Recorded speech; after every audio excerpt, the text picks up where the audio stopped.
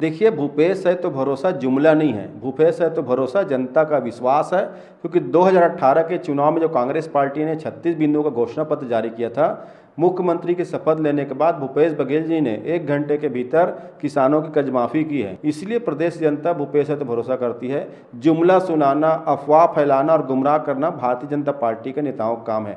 महंगाई के मामले में हो, या बढ़ती बेरोजगारी के मामले में हो, या देश की गिरती अर्थव्यवस्था के मामले में हो, या सरकारी कंपनियों को बेचने के मामले में हो, भारतीय जनता पार्टी का चरित्र जनता के बीच उजागर हो चुका है और स्पष्ट हो गया है कि भारतीय जनता पार्टी जुमला बोलती है और कांग्रेस जो कहती है उसको पूरा करती है। पर चावल वाले बाबा जुमला था। चावल वाले बाबा इसलिए जुमला था, जो गरीबों को चावल मिलना चाहिए था, उस चावल में 20 लाख फर्जी राशन कार्ड बनाकर रमन सरकार ने 36,000 करोड़ का घोटाला किया।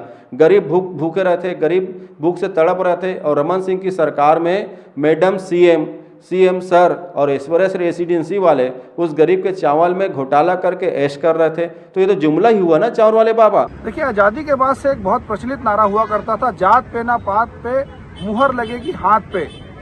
लेकिन जात पे और पात पे ही राजनीति की गई, गरीबी हटाओ की जुमलेबाजी की गई, लेकिन गरीबी तो नहीं हटी, गरीब जरूर हट गए। तो ये कहीं ना कहीं जुमलेबाजी की जो प्रवृत्ति है इस देश में किसी ने शुरुआत की है तो कांग्रेस पार्टी ने की है। और छत्तीसगढ़ में कमों में सही हालत है। छत्तीसगढ़ के 4 चिन्हारी, नरवा, गरवा, घुरवा, बारी, इस फ्लैगशिप योजना का क्या हश्र हो रहा है, आप भी देख रहे हैं, हम भी देख रहे हैं। भूपेश है तो भरोसा है। प्रदेश की जनता का भरोसा किस हद तक तोड़ा गया है, ये बात की छिपा नहीं है। तो ये जो जुमला है ये कुछ हद तक वोटरों को प्रभावित करने में सहायक सिद्ध होता है, लेकिन मुख्य मुद्दा जो रहता है चुनाव में, वो मुद्दा रहता है, लोगों से जुड़ा मुद्दा रहता है, आम जनता से जुड़ा मुद्दा रहता है, किसानों से जुड़ा मुद्दा रहता है, युवाओं से जुड़ा मुद्दा रहता है। तो मुद्दे की जो राजनीति होती है दम उसी पर रहता है और जनता उसी मुहर लगाती है।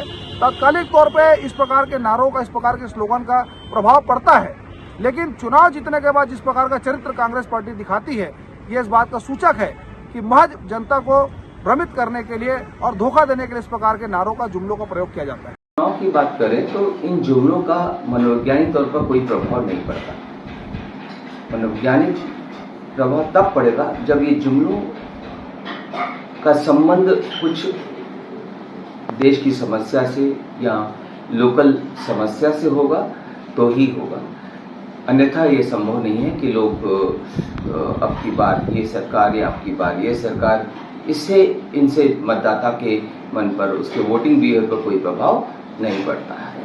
इसलिए ये कहना गैरवाजिब होगा कि ये चीज़ें कोई जिंदगी में मतदाता के व्यवहार में महत्वपूर्ण भूमिका निभाती हैं।